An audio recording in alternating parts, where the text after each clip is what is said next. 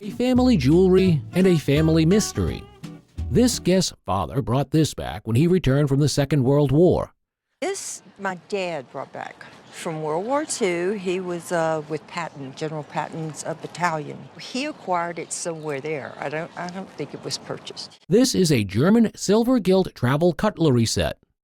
Presented with its box, it depicts the European culture of elegant dining. The set bears hallmarks on it which show that it was made in Augsburg, Germany, and the cutlery is crafted in a Baroque style, popular in the 17th century. This cutlery set is made of high-quality silver with a gold wash on it, hence silver gilt. It is significant of European culture and tradition, and with its high quality and beautiful design, it will be valued at auction, I would say a value between $6,000 and $8,000. Okay, whoa, I love that. In the world of comics, this is a rare jewel. This guest presented us with a comic book he purchased as a young boy. Go to a town to get groceries on Saturdays and stop at a hot dog stand, and if I had been behaving myself, I would get a chance to pick up a comic or two. It is the first appearance of Spider-Man in Marvel Comics. The Amazing Fantasy number 15. This introduction of the now popular fictional superhero Spider-Man was created by writer-editor Stan Lee. Steve Ditko was the artist who brought the character to life. It was released in August 1962 during the Silver Age of Marvel Comics. This book is the prerequisite to the Amazing Spider-Man issue that was published in 1963. One of the greatest selling comics in Marvel history, and this book is how we get Amazing Spider-Man issue 1 in March 1963. Whose artwork was done by the popular comic artist Jack Kirby. This piece has been preserved in good condition, and at an auction will sell for at least at auction today, this would be $18,000 to $22,000. Get out. Oh, do I have a buyer in the house? Nothing short of a proud American football fan, this guest presents us with what is close to the holy grail of American football memorabilia.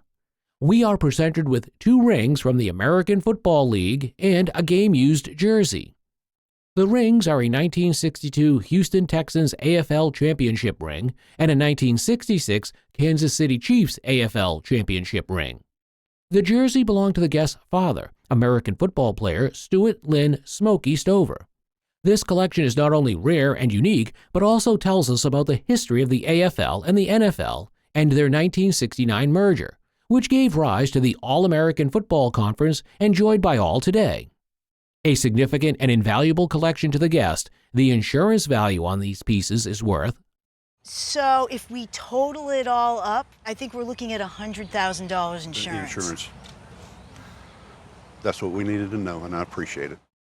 This guest inherited these artifacts from his grandfather, who was a surgeon. These dishes were passed down to me from my grandparents. They were given to my grandparents by Edwin Spidell, who was a jeweler in Providence. He received them from the son of the founder of the Speidel Company, Edward Speidel. The plates are made of 14-karat yellow gold. The first plate weighs 400 pennyweights, which translates to 20 ounces of gold in one plate. The jewelry presented was also inherited, but came from the guest's great-grandparents. I believe that this jewelry came from my great-grandparents, and he was a brewer in Munich and owned one of the big Munich breweries. The ring and the earrings were probably made in the early 20th century. The ring is made of a yellow gold bottom with a platinum top, set with old European cut diamonds. It's very indicative of jewelry made in the early 1915, 1920 period. You have this wonderful gallery work. The diamonds are just under 3 carats each, and the other stones are about half a carat each, raising its estimated value to It's probably closer to $60,000 or $70,000. The earrings are beautiful pendant earrings with diamonds also set in them. Although of lesser quality than the ring, they cost about The earrings at auction, $15,000 to $20,000. The plates are actually part of a collection of 10 and would sell at auction for Around the table, it's $180,000 just in gold. This guest's great-grandfather purchased this instrument from his neighbor during the Depression. We have here is a Gibson F5 mandolin that was dubbed the mandolin design that gave birth to the modern version of mandolins. This instrument was crafted and designed by Lloyd Allier Lohr. Lohr was an American musician, instrument designer, and sound engineer regarded as the father of the modern mandolin. Presented with its original case, this piece was produced in late 1924. The mandolin is one of the earliest models of the modern mandolin and will be valued at an auction for, I would say these days, a correct asking price through a dealer in a shop would be about $175,000. Oh my gosh. Wow. Vladimir Tretyakhov's Chinese Girl is a captivating artwork that brings cultures to life with its vibrant realism. The guest brought in a piece of artwork received upon the passing of their in-laws, recalling the artist Vladimir Tretyakov fondly, known as Trechy Tretyakov. He's a self-taught artist born in Siberia in 1913, gained fame for his realistic portraits of people from various cultures worldwide. His motto, "Bring art to the people," led to numerous lithographic reproductions of his work. His famous work includes the painting Chinese Girl, completed in Cape Town, South Africa, where he settled. Despite criticism from art critics who dubbed him the King of Kitsch, Tretyakov's paintings have become highly desirable over time. Remarkably, the artwork spent years hanging in the guest's father-in-law's garage, adding to its unexpected history. Additionally, there's a limited edition book accompanying the artwork, with a personal inscription to the in-laws, adding further value and provenance to the piece.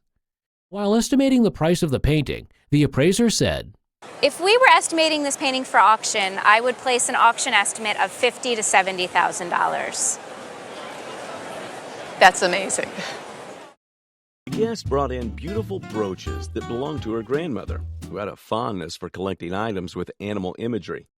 The guest inherited the items after her grandmother's passing and expressed love for these unique pieces. The appraiser discussed the aspect of each item individually. Both the brooches were from the Georgian period. The first brooch had a snake's tail winding around to form the bail of the piece, with a large pear-shaped diamond in its head along with single diamonds surrounding it. The piece was identified as 18-karat gold, with a large lapis lazuli stone. The other piece was bird-styled, lightweight, with craftsmanship depicting canateel work, involving intricate filigree wires. It had a sliding lock brooch mechanism on the back.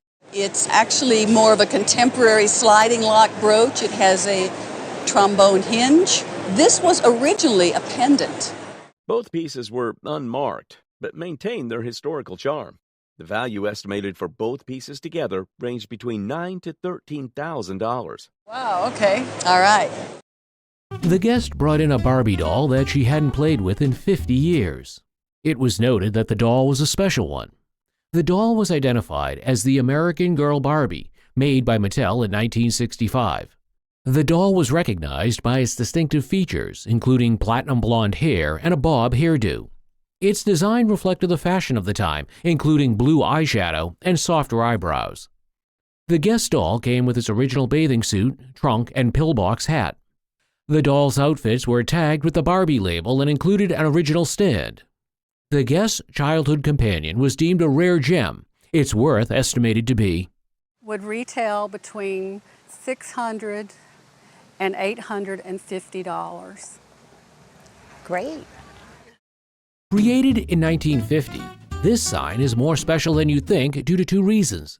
The first is that it was an early form of advertising at a time when competition was fierce. It was used by Goodrich Tire as a form of brand awareness. That's because this sign would have been given to a retailer or a dealership. It would have been someone where they were selling Goodrich tires, and it would have been intended to be returned to the B.F. Goodrich Rubber Company. The sign is made of porcelain and enamel, which is rolled on iron. Right around the turn of the century making license plates. After 1916, they stopped making license plates, but they went forward with street signs, automobilia signs. These types of signs during the 1950s were very expensive to make, and that's why this particular one is of high quality and make. This sign is a work of art for an advertising sign, and at auction, thanks to its former owner's bragging rights, the sign would retail at.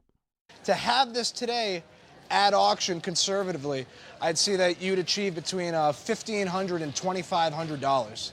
It's in absolutely impeccable condition, and that's why this sign is going to command a premium in the market today. That's good news. Yeah.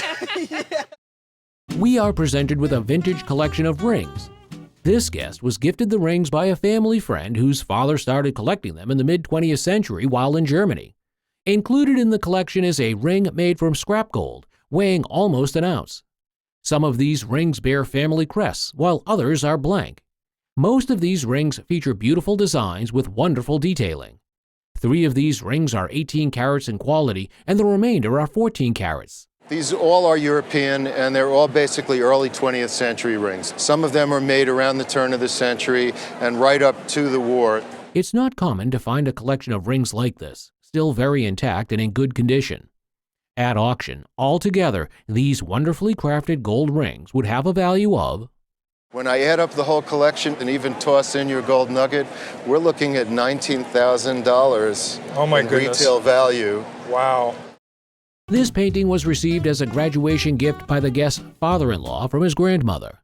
My husband and I inherited it from his father in 2014-2015. My father-in-law received it as a graduation gift from his grandmother. This oil painting was done by the American painter Joseph Henry Sharp. Sharp was a founding member of the Taos Society of Artists, where he was considered the spiritual father. He gained recognition for his paintings of Native American portraits and culture. This painting is a great example of his work. On the back of the painting, it states that this portrait is of Chief Little Wolf. On the back of this painting, there's some writing that indicates that this is Chief Little Wolf, who was the chief of the Northern Cheyenne tribe. He fought against General Custer. Bearing the signature of the artist himself, this portrait is dated to 1898.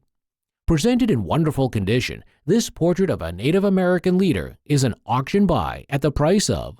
It would be priced at about $85,000. Wow.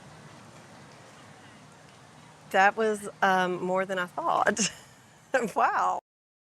Guest recounted her unexpected acquisition of horse equipment once owned by Jacqueline Kennedy Onassis. Prompted by a friend's tip about a local auction, they were initially unsure of its authenticity, but were convinced after seeing a tag linking it to Jacqueline's horse. They were particularly fascinated by a monogrammed blanket used for horse shows, adding a touch of elegance to the horse's appearance.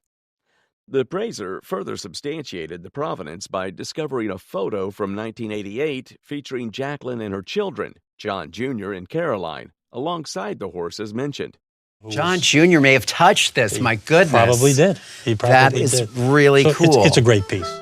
Impressed by its historical significance, the appraiser estimated its insurance value at $2,500 to $5,000, emphasizing its potential worth in a Kennedy auction. If I had an auction, I'd probably estimate it between $1,000 and $2,000. If it was in a Kennedy auction, it would probably go for well more than that. Have you used this? John Jr. may have touched this, my goodness. Probably did. He probably did. That is did. really cool. It's a great piece. This piece of artifact is a treasured family heirloom. The guest inherited it from his great-grandmother. It is a French figural clock dating back to the late 19th century and was manufactured by the Goldsmith Alliance, founded by Abby Bellamy Savory in London. The clock is centered around a magnificent bronze sculpture. Its mechanism is an 8-day brass movement with pendulum. Its dial is made of a gold bezel and silver chaperone. Presented in terrible shape, this clock requires extensive restoration, after which it will be valued at... In a retail gallery, I could easily see it priced at $5,000 to $7,000. Cool. This guest bought this book at an estate sale in the mid-1970s. I bought it as an estate sale on Peachtree Street in the mid-70s. And this was the estate sale of Rosie. Her children were selling it. It's a signed and personally inscribed book written by the American novelist and journalist Margaret Munnerlyn Mitchell. During her lifetime, she published only one novel, for which she won the National Book Award for Most Distinguished Novel of 1936 and the Pulitzer Prize for Fiction in 1937. This novel, titled Gone with the Wind, is what we are presented with today. The presented copy is a third edition of the book published in 1939. Although this book is considered one of the greatest books of the 20th century, the inscription on the manuscript is not original as the handwriting does not belong to the author. Bearing a fake autographed inscription and being a third edition copy, this manuscript is only worth Worth about $5 or $10 in a bookstore, a secondhand bookstore. Shucks. Sorry about that. This lovely piece of illustration art belonged to the Guest father, who purchased it in the 70s for $2,500. The painting was done in 1952 by the artist John Falter. Falter was an American artist best known for his cover paintings for the Saturday Evening Post.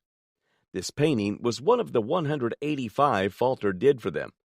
Titled The Driving Range, the image shows several different poses of people in various stages of good and bad golf. Alongside the artwork is a letter written by Falter, which explains each character in the painting. I mean, go up here and look at them, and you can I'll go through these. Here's the fall forward. Right. And then the fall back. Right. And then the lesson. Here's a man giving his wife a lesson. She doesn't look too pleased with them at that point. The picture also shows the love Falter had for night scenery.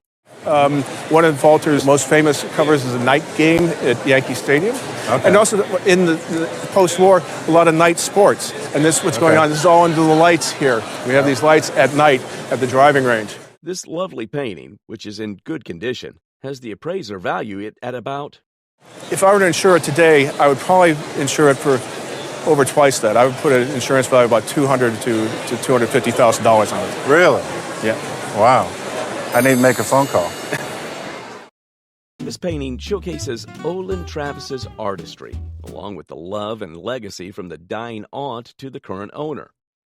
Aunt Marge, who was dying with cancer, gifted this painting to the current owner. The aunt paid $275 for this painting. The painting depicts an Ozark hilltop. On the back, it's mentioned that Olin Travis was in love with a girl from the Ozarks and later married her. Olin Travis was an American painter, and he spent most of his life painting in Texas. He created this beautiful painting in 1947. So what this picture has is the trifecta. It's got perfect provenance. It's in excellent condition in its original frame. The painting is oil on the smooth side of masonite. It's signed on the lower left and has initial letters OT for Olin Travis on the lower right. Its estimated value is... And the value is about $10,000 for insurance purposes. I did not expect that. Whoa, holy cow. The Guest inherited ceramic pieces from his uncle, a designer in San Francisco. The pieces were created by the couple Otto and Gertrude Natzler, Austrian ceramicists who later moved to Los Angeles. Otto Natzler, with his wife Gertrude Natzler, produced what were considered some of the most admired ceramic pieces of the 20th century. Gertrude made the bodies, and Otto did the glazes, resulting in exquisite and perfectly executed vessels. The glazes were fantastic, with the Natzlers developing around 2,500 different glazes. The Guest pieces featured an oxblood glaze and a rare crystalline glaze, which was difficult to fire properly. The numbers on the pieces were the Natzlers' registration marks, indicating their authenticity, a testament to the beauty and craftsmanship of these treasured items. These beautifully glazed ceramics were appraised at auction, conservative estimates. The bowl, $3,000 to $4,000. The bottle-shaped vase, $7,000 to $10,000. Oh, that's incredible. Before us, we see an old frame of an officer's military service record. The commemorative military service wall has been passed to the Guest from his father. The Guest's father found this piece in a house he bought in 1941 from a man who was the officer's son-in-law. What's special about it is that it's hand-done. The officer, Sheriff Frank Hawkins, served in the Army in the 19th century. It is unclear whether the commemoration was made when the sheriff was alive or after he died in 1893. We can see a special feature up close. This beautiful record was custom-made by hand. The normal ones that are printed with the information filled in on them would usually sell for a couple $100.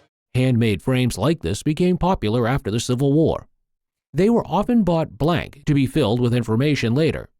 In reflection of this quality, this handmade military service frame would accrue an auction value of...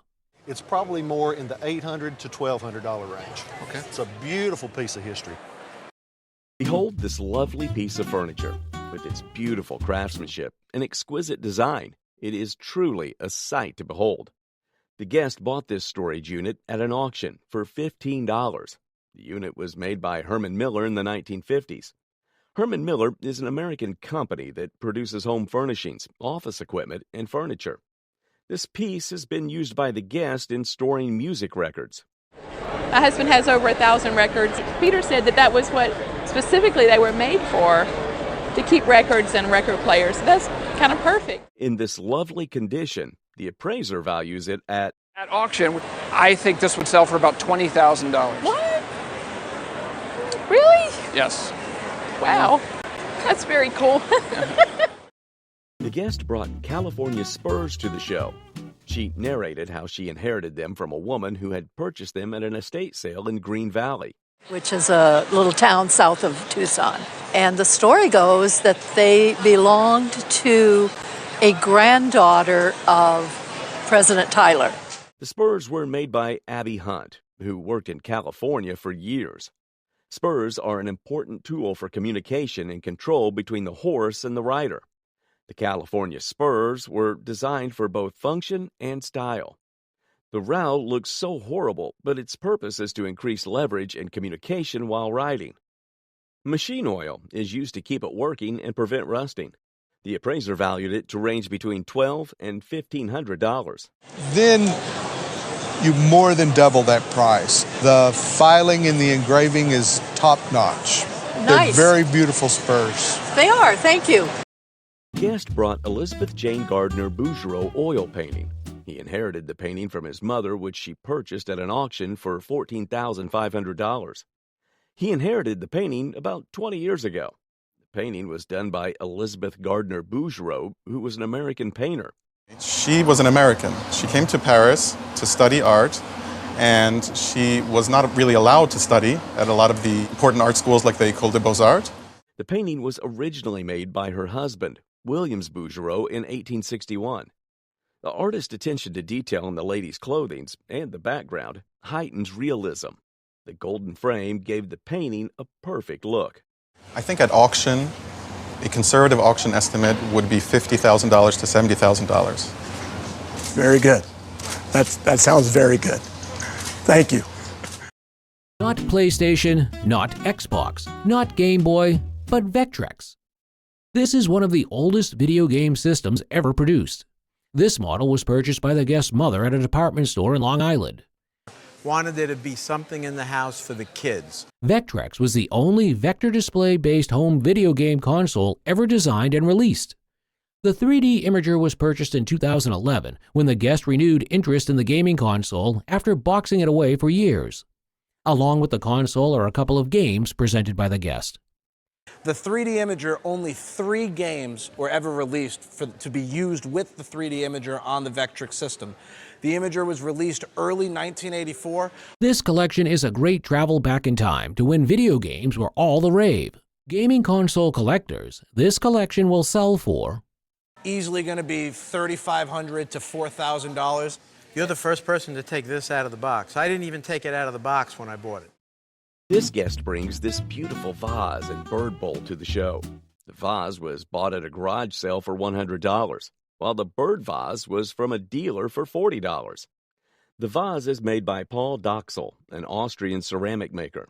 Daschel's work are always well respected by collectors, and this is a very, very fine piece. The bird bowl is made by Robert Hankey, also an Austrian ceramic maker. Both pieces date to around 1905. The appraiser values them at the Daschel piece, probably at auction somewhere between $3,000 and $4,000. This is a piece that should be maybe in the $500 to $750 range, just because of what it is. Thank you.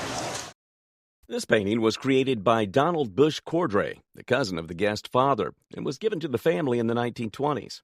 Cordray was a talented artist who attended the Minneapolis School of Art and was known for collecting maps. The painting features menacing creatures, including a wolf that once scared the guest as a child. It even scratched out the wolf's teeth because of the fear it induced. The painting is meant to be displayed in the middle of a room and is painted on nearly every surface, including the chest. Initially thought to be the work of an outsider artist, the painting's condition and Cordray's reputation as a respected artist reveal its true value, while the estimated value for auction purposes is $3,000 to $5,000. This box. Right. Wonderful. Thank you. Piece that tells the taste of the guest grandmother. This Cinnabar lacquer box was bought by the guest grandmother at an antique shop in Peking, China in 1930.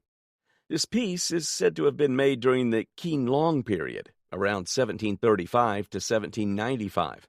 His reign is known for gorgeous white jades, lovely pieces of cinnabar lacquer, scholars' objects, all with puns and rebuses and stories attached to them. Really? This lacquer box has quite fascinating and also complicated features.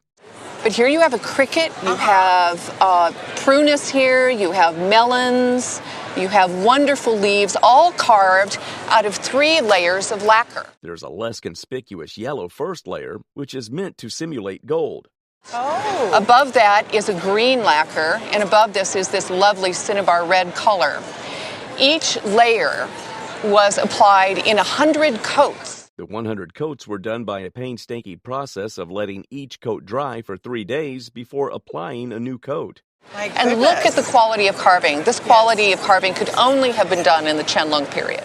There's also significant care taken by her grandmother to preserve this piece. So look what they said here. Keep this ring in place when shipping or transporting from place to place. Yes. The appraiser values it at about... At auction today, this item would bring between $7,000 and $10,000. Wow. Wow. In 2022, the value rose to between $10,000 to $15,000. What do you think the price will be today? Let us know in the comments. The guest brought a violin acquired by her husband in 1965 from a violin shop in Washington. The item bore its original label identifying it as a Nicolas Loupart violin from Paris in 1798. The appraiser provided background about the artist, one of the most illustrious French luthiers. Identifying a violin as crafted by Nicolas Loupart was challenging due to a widespread imitation of his work. The particular violin featured a scribe line and the use of whalebone in the purfling, making it authentic. Additionally, Loupart's characteristic varnish, a dark, vibrant brownish-red color, helped distinguish his creations. The violin's back and sides were crafted from highly figured maple. However, the instrument suffered from condition issues, including a crack that extended upwards and round patches. Considering the wear and tear, the suggested value was... I think probably a retail value for this violin should be about $140,000. The guest brought the Qing period nephrite jade basin, narrating her love for Asian things. The color of the jade itself, which is technically called nephrite, often is referred to, because of the dark green color, as spinach, just because of the color. The guest purchased it at the rate of $800. Artisans intricately carved them from precious nephrite jade, which held deep cultural significance. The interior is carved with lotus flowers and leaves, symbolizing beauty and significance. All the auspicious symbols that have connotations of good luck and prosperity. Nephrite jade basins were highly valued for their beauty and rarity. Royalty often used them ceremonially, but they were also handy for washing hands and holding water, for arranging flowers as well. They're cherished in museums and private collections globally. The appraiser explained how misuse of it could damage the basin. He valued it to range between $25,000 to $30,000. Oh my God. Okay. Okay. Wow. $25,000, maybe even $30,000. Whoa. Okay? Oh my God. That's what you would be expected to pay if you went to an antique shop that dealt in Chinese art Really? and bought this today. Wow, that's amazing. Okay. Oh, I'm excited. The guest brought Joseph Cleach oil painting to the show. It was a perfect provenance, going right from the artist's wife to the guest parent. The guest bought it for $100, which was a lot of money in those days. Joseph Cleach was born on June 6, 1882 in Hungary, and he studied in Budapest, Paris, and Munich. And he studied in Budapest, Paris, and Munich. The painting shows the neighborhood where he grew up. There was a label behind the painting that indicated a drugstore in Laguna Beach. The unique features of the painting was the blended color with some wonderful bravura and oil effect. The appraiser valued it to be around $500,000. Quite nice to know. Yeah. When we saw the painting, we were all very excited, so it's a pleasure to be able to talk about it. Oh, no, it's certainly all my pleasure. Paintings hold sentimental value beyond their aesthetic appeal. The Guest Acquisition, a work by artist Duncan Gleason from the 50s, recalls cherished memories of sibling beach adventures. Gleason's diverse talents and love for maritime themes shine through in this piece, likely painted in Laguna Beach. Titled Sea Urchins, it reflects Gleason's mastery and has seen a remarkable rise in value. Duncan Gleason, known for his multifaceted talents and adventurous spirit, left a lasting mark on the art world with his vibrant and expressive works. And we can see some of the wonderful painterly brushwork that he's got in here and here. While originally acquired for $88 in the early 50s, its value has appreciated significantly over the years. With recent auctions fetching prices well beyond expectations, this charming painting could command a conservative estimate of $20,000 to $30,000, with the potential for even higher returns. For insurance, a valuation exceeding $40,000 is advisable, considering the painting's significance and growing demand for Gleason's work. For insurance purposes, wow. The Guest brought a Wayman tenor banjo inherited by her family from their grandfather. The tenor banjo was invented by Fred Wayman in 1925. It was considered a classic string instrument. This Wayman banjo was made in Philadelphia. The Wayman tenor banjo was a unique instrument due to its flathead tone ring and complex neck design. It was an extremely popular instrument in the 1920s and 1930s. The appraiser valued it to range between $2,500 and $3,000. Oh, really? That's how I would value it. Oh, that's very great. That's wonderful. The Guest was happy and never expected it could be valued so high. The next item, an oil-on-board painting, brings back special memories for the Guest. The Guest is American-born, but her parents were South African diplomats.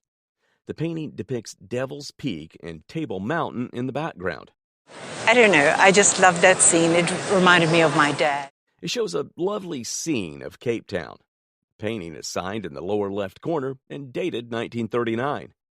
This painting is an early work of the South African painter Gregoire Boonzaier, who was an early member of the South African Communist Party. Boonzaier was well known for his landscape portraits and still life paintings. He was also a founding member of a group called the New Group of Artists. In 1999, he received an award from Nelson Mandela. Boonzaier's political activism adds depth to the painting's history and value. While small and early, I would put it at between $10,000 to $15,000 at auction. Marvelous. I'm delighted. Oh, this is great. This unusual item looks like the sculpture of a Greek god, but it's actually a wooden bust of Abraham Lincoln. The bust was crafted around 1880, and it served as a monumental piece after World War II to the African Americans. So this is a World War II monument, though, to African American soldiers in the war?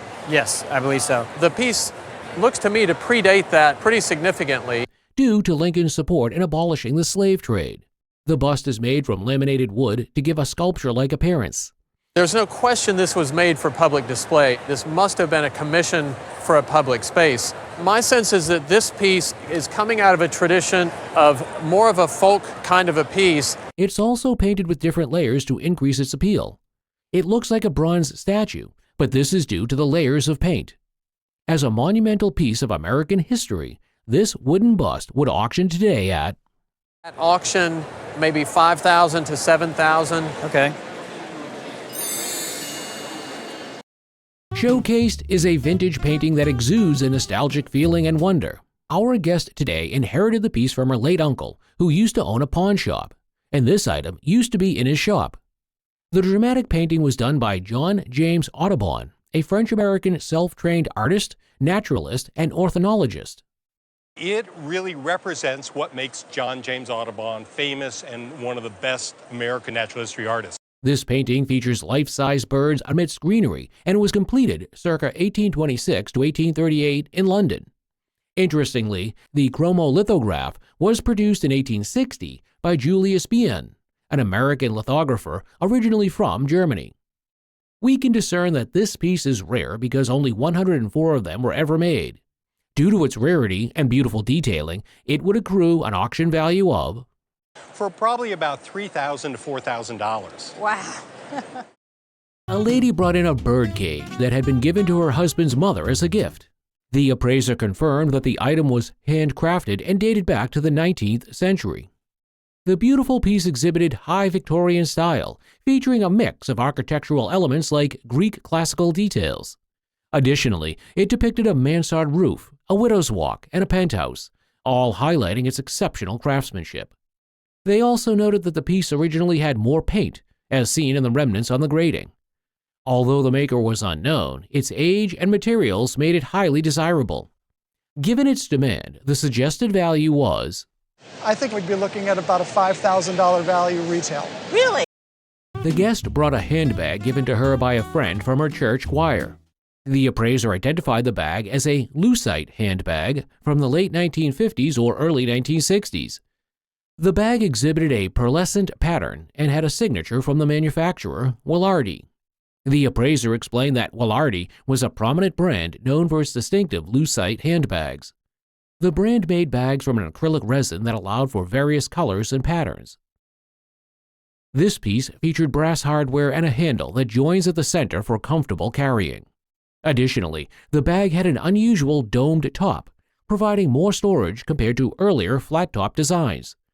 Cherished by collectors, the retail value of the piece was estimated to be I would place a retail value on this bag between $300 and $400. Wow. So it was a lovely gift. Absolutely. Yeah. a small badge with a scorpion and the letters LRDG symbolize the Long Range Desert Group, the precursor to the SAS. This badge belonged to Roderick Child Matthews, known as Matt, a member of the LRDG during World War II, the guest's father. Matt served in the LRDG from 1942 to 1944, undertaking daring operations behind German lines in North Africa. With only maps and compass for navigation, he and his comrades navigated the vast desert terrain. After the North African campaign, his unit was deployed to the Greek islands and later Italy, where they assisted partisans and evaded German forces for weeks before rejoining Allied lines. My father's stick landed and they grouped together, but because of the presence of the others, the Germans were alerted. In 1944, following the disbandment of the LRDG, Matt joined the SAS. The SAS then moved into Germany, clearing roads and accepting surrenders. This badge, combined with Matt's distinguished service, is highly prized among collectors, valued at it would easily be somewhere between £15,000 and £20,000. Wow. Amazing. Amazing. If there's one main thing this carving reminds you of, it will surely be the nostalgia of having dinner with your folks. The carving represents a piece of Swedish folk art, And then he contacted a couple of museums. and to many signifies an important aspect of family bonding. The item is called a Swedish folk art wedding party carving, and it was crafted around 1826 from a wood called fruit wood. Perhaps it's the fruit wood that's responsible for the shine of the carving. As a piece of Swedish folk art, this carving would retail at the auction price of At auction, I would say that in today's market, it's worth probably around $4,000 to $5,000. Great. That's perfect. This guest purchased these delicate vases while working in Canada 10 years ago. They had told us that they were German, but I've watched so much of the roadshow that I felt like they could be Japanese for all I know. Crafted on the surface of the vase are tiny white flowers, and this type of decoration was invented by Meissen porcelain in the 18th century. In this decoration, and companies all over the world were making similar type of decoration with these little tiny white flowers. Also featured on the piece are colorful flowers at the top, branches, birds, and some fruits. These vases have French origins. At the bottom, there's a mark, but it's unclear who made them. So we can tell that they are from that era. For vases this old, that are still in remarkably good condition, would be estimated to be worth My guess is that a retail value of this pair of vases would be somewhere between $3,000 and $5,000. Wow. Fabulous. Woo.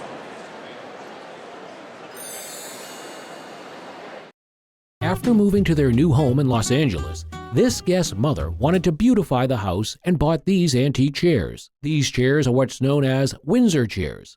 The first one is an oval seat New England Windsor chair made from white pine wood. It is a rocker chair made during the 19th century. The second chair is a Rhode Island Windsor crafted during the 1760s to 1770s. The handle is made from maple wood and the seat is chestnut. The feet of the chair have not been replaced, which is typical of ancient furniture.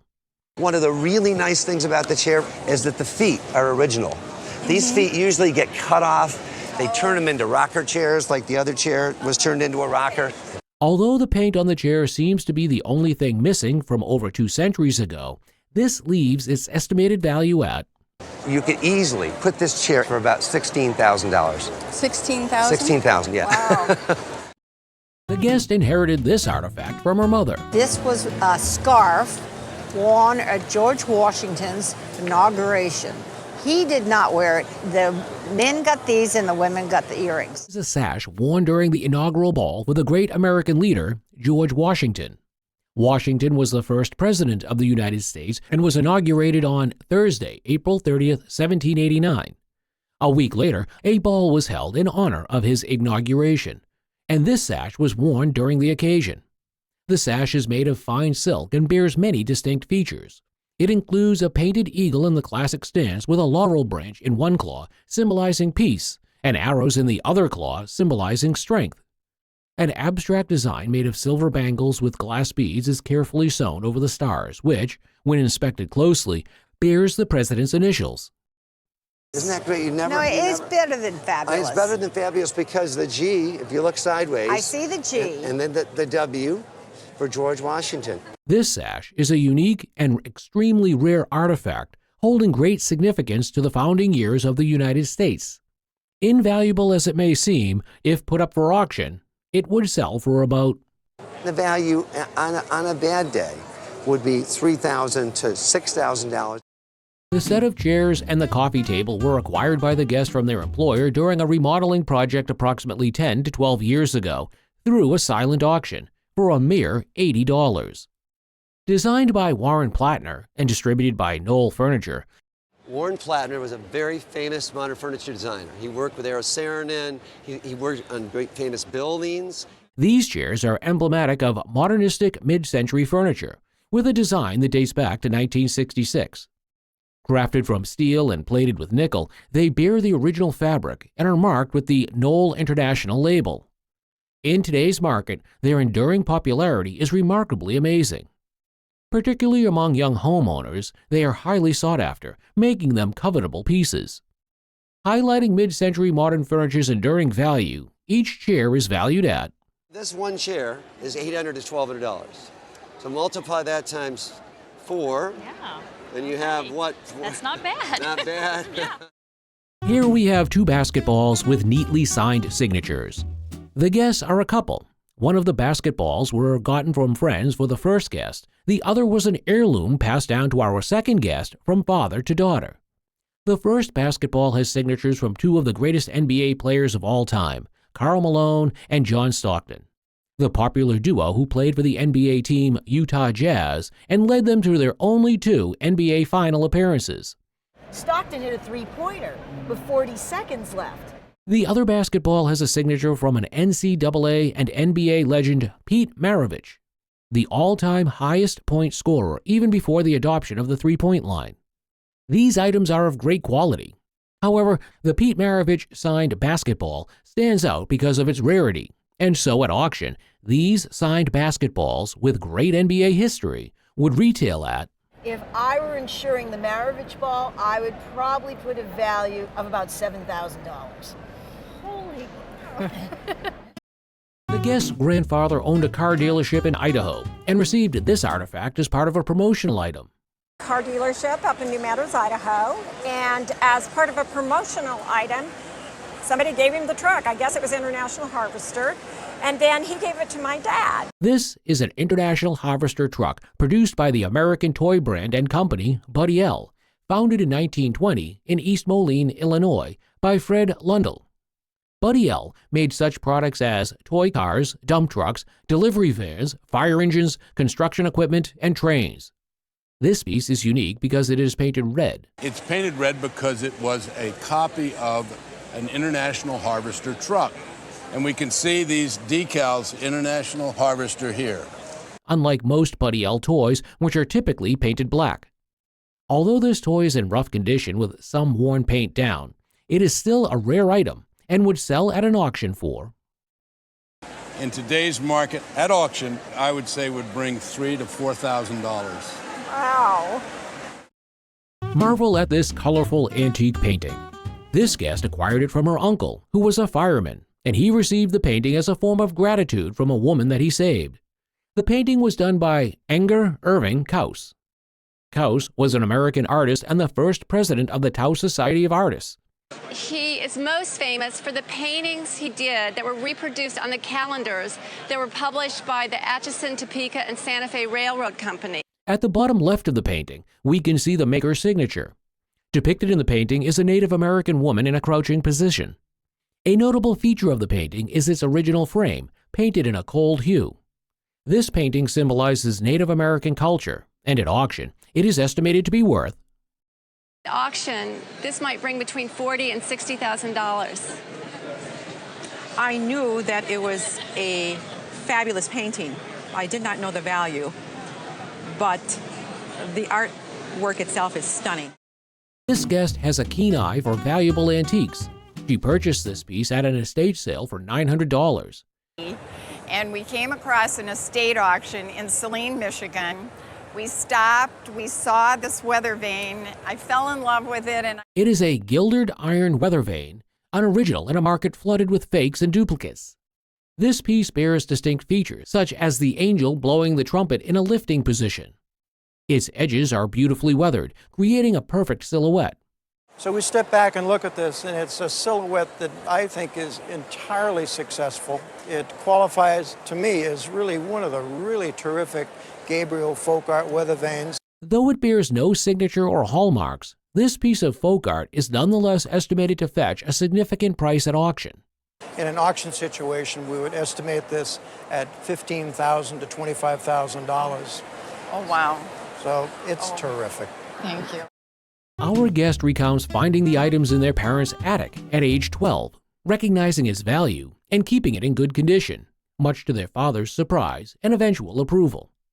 The appraiser identifies the item as a Germantown weaving, explaining its significance in Navajo weaving history. They mention that the bright colors in the weaving are due to aniline dyed wool imported from Germantown, Pennsylvania, after and their sheep herds became decimated. Elaborates on the impact of aniline dyed wool on Navajo weaving, noting that while traditional weaving authorities saw it as a downfall, the Navajo appreciated the array of colors it offered. They discuss the region where their weavings were made, highlighting the Four Corners region where New Mexico, Arizona, Utah, and Colorado meet.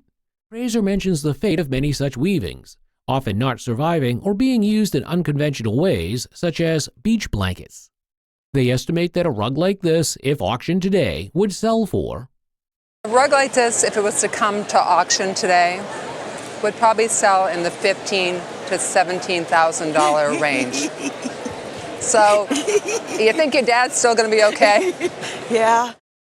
In the last episode, the guest shared a fascinating item, a pass originally owned by a friend of their dad, a notable athlete in the 1930s. This pass granted lifetime access to Comiskey Park, courtesy of George M. Cohen, who gifted 100 of them to baseball players at a 30s party. The pass, made of gold, signified membership in the American League and was personally owned by George M. Cohen, a Broadway icon and an avid baseball enthusiast. Given out in the early 1910s by Charles Comiskey, the owner of the Chicago White Sox, gold passes were reserved for esteemed individuals.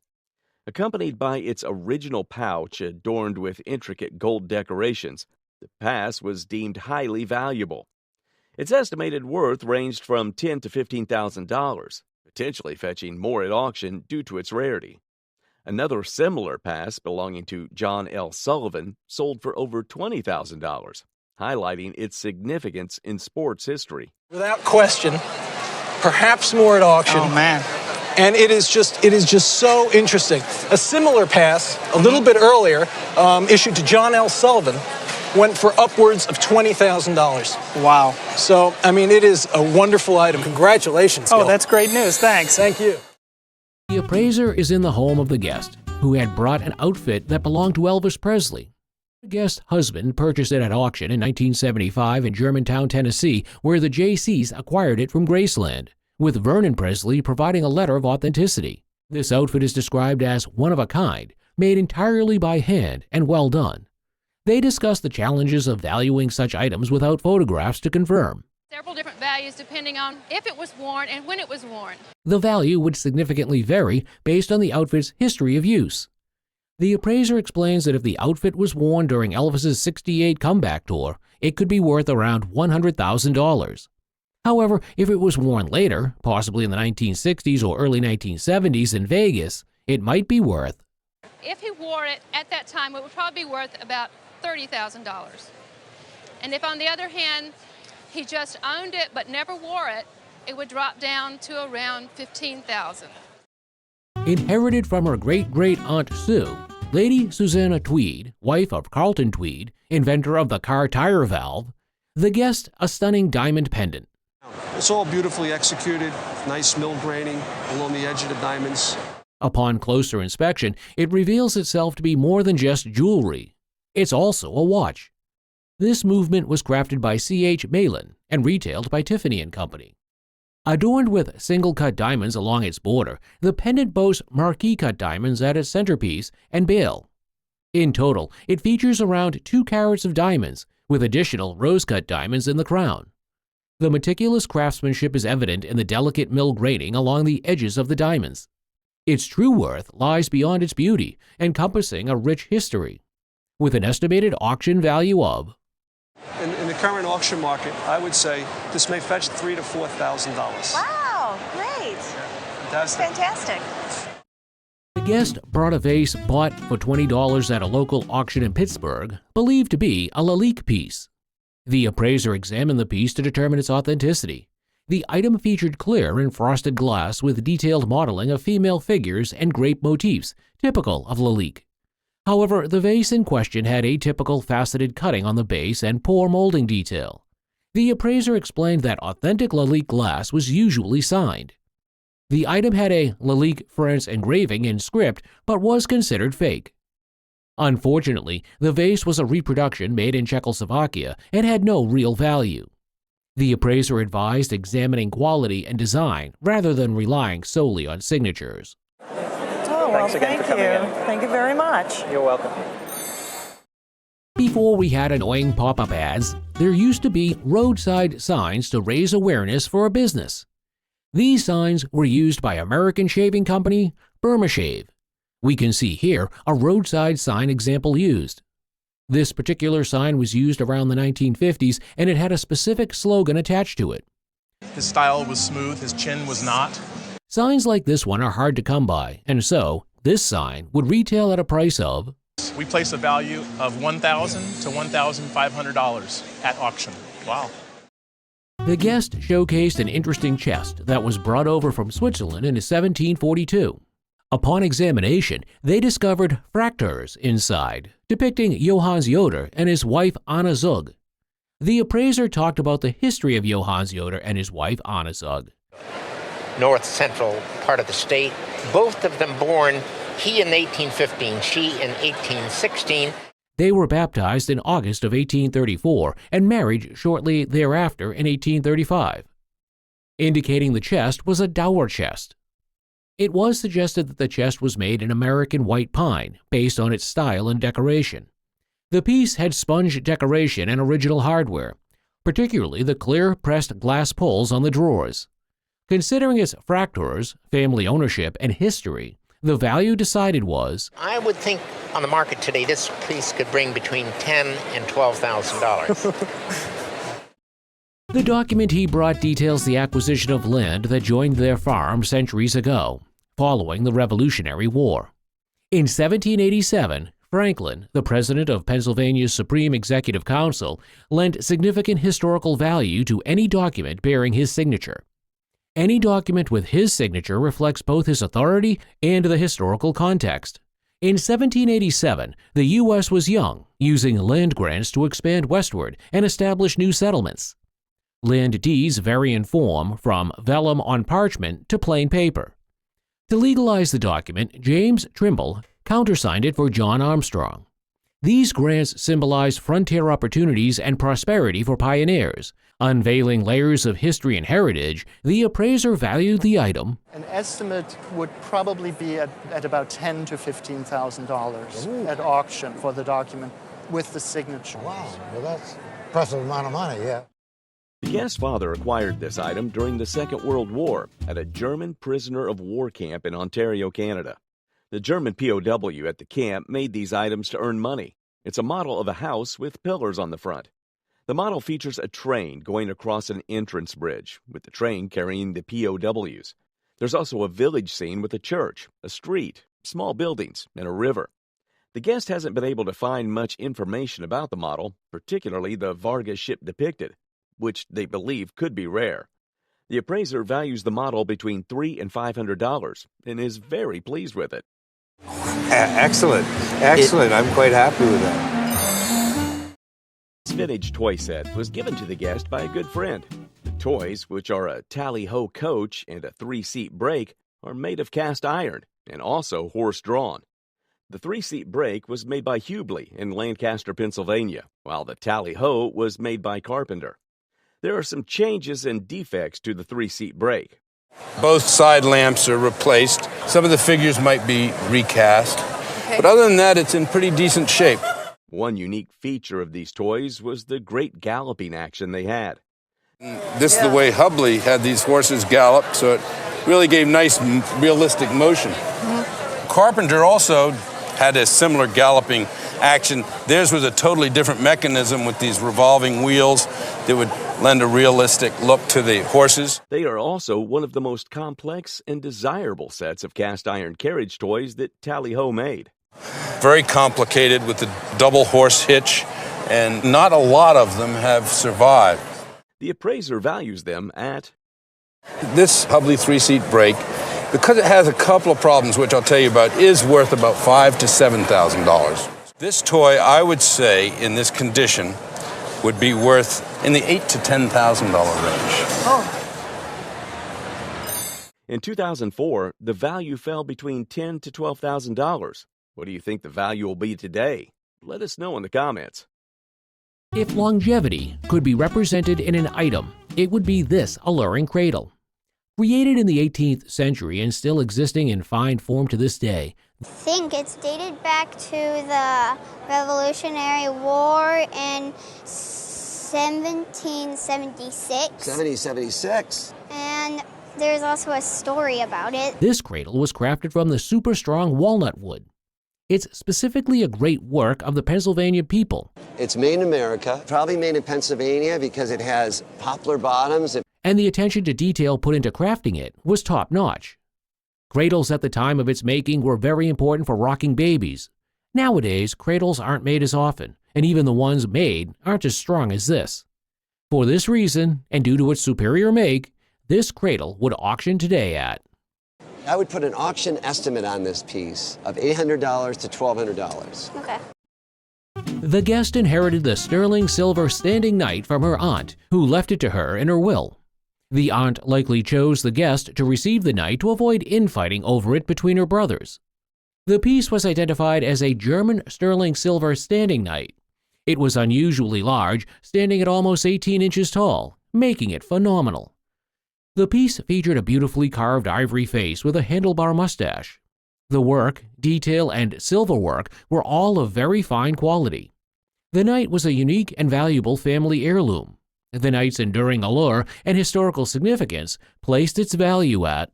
This knight in a well-advertised auction would carry an estimated value of somewhere between $12,000 and $15,000.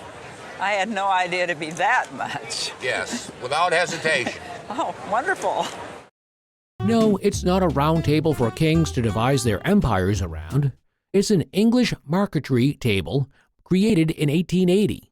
These tables were highly in demand at the time, and the design on the surface appealed to the high class among the British. You know, you can see the butterflies and dragonflies that have been inlaid in marquetry, and the border has just a terrific decoration to it. You've got maple, you've got rosewood, ebony. What's most alluring about the table is that it was manufactured with a combination of different woods. The table serves many purposes, including as a breakfast table, and it also tilts, which gives it the name tilt-top table. As a symbol of British magnificence, this marquetry table would retail at the price of, And, you know, for today's auction market, I would probably estimate it somewhere in the $7,000 to $9,000 range. Great, wonderful. That's great news. An antique Persian rug, approximately 2 feet wide and 3.5 feet long, brought to the show. Its vibrant colors, including a striking red and an overdyed green created from indigo and yellow, and the beautifully drawn rosettes and borders, make it a particularly attractive piece. This originated from northwest Persia and was probably made by Kurdish weavers. It was used as a doormat in the entry hall by the guest's mother. An antique dealer noticed its quality and expressed interest in purchasing it, but the mother declined to sell it. This antique man kept noticing this rug. My mother said, no, I don't want to sell it, and I don't have anything here I want to sell. The rug's appeal lies in its beauty and the meticulous detailing of its design. It is considered highly collectible and would likely fetch at auction about, it would probably sell for someplace between $2,500 and $3,500.